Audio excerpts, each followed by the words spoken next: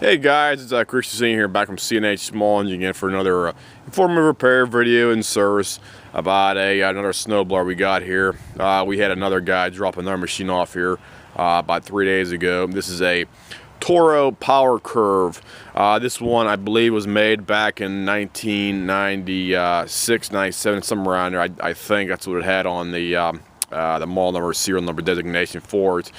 And the guy brought it over here was his aunt apparently had it in her. I think it was outside. It was actually being stored outside in their shed, and the machine was out there for about 3.5, 4 years, and it basically has not been used at all out there for that. So he brought it over to us to have us check it out, and we checked it out, and we find he had a few issues with it. The primary issue was, as most people are going to know, your fuel system on it was basically completely clogged. The gasoline, it looked like somebody did not mix the gasoline properly for the gas mix, because the gas died inside the carburetor, and the tank looked almost like black, because I'm partially colorblind, so I'm just basically telling you what it looked like to me in a relative perspective, because like I said before, I'm colorblind, and I can only usually tell.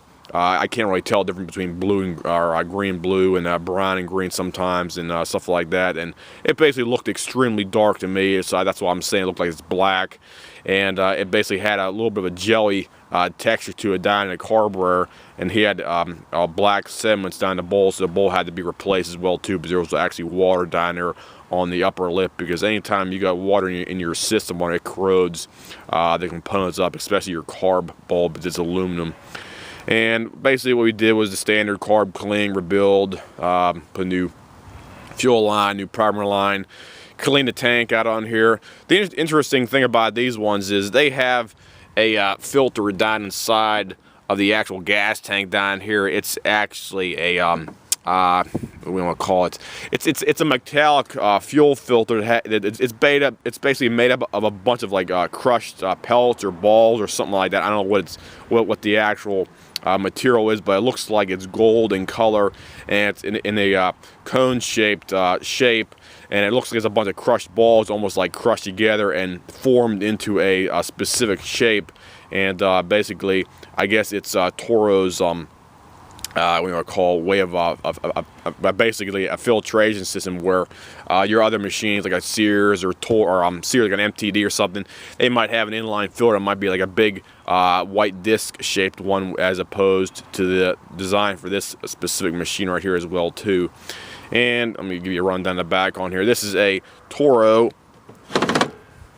CCR. This is their CCR designation. This is a CCR 1000. It's 3 horsepower, and that's basically what it is. It's about a 20, I think about a 19 or 20 inch path on there. I think it doesn't have any specifics on that, but it looks like it's about 19 or 20 inches path cutting on there for that. So it's basically meant for like sidewalks and doing small driveways and everything else like that. And that's what it has for that. So model number 38190 down there as well too. And we also had to replace the belt on this specific machine, because, as I said before in the previous video, animals do like to chew on soft rubbery things or something else on your machine over time, and this guy's belt actually had chew marks in it, just like the previous video I made for the other snowblower.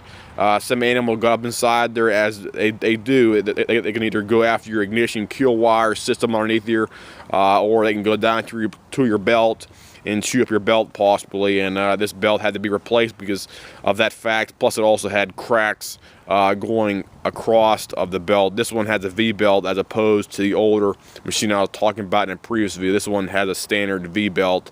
It's a raw edge V-belt, as they call them for that.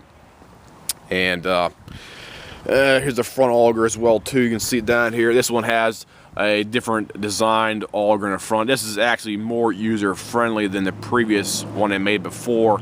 This one, you can actually unbolt the actual rubber pieces and simply slap new rubber pieces up in there. It takes about, I'd say about an hour and a half time to do it.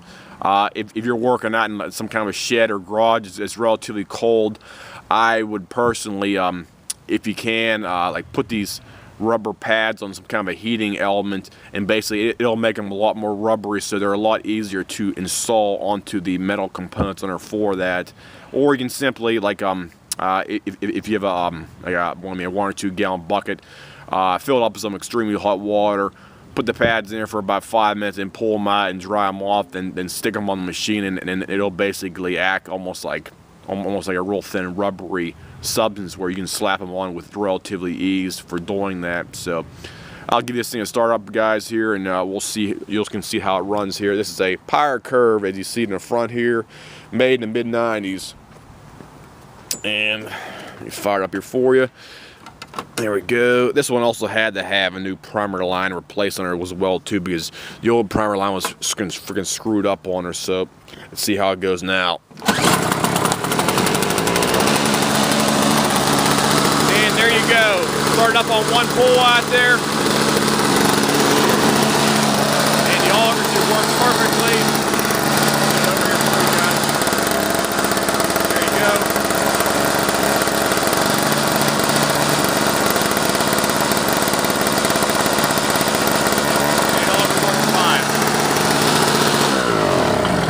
And it runs good for me. This customer will be happy today that we probably got it done. I'll give him a call up here today, let him know it's ready to go.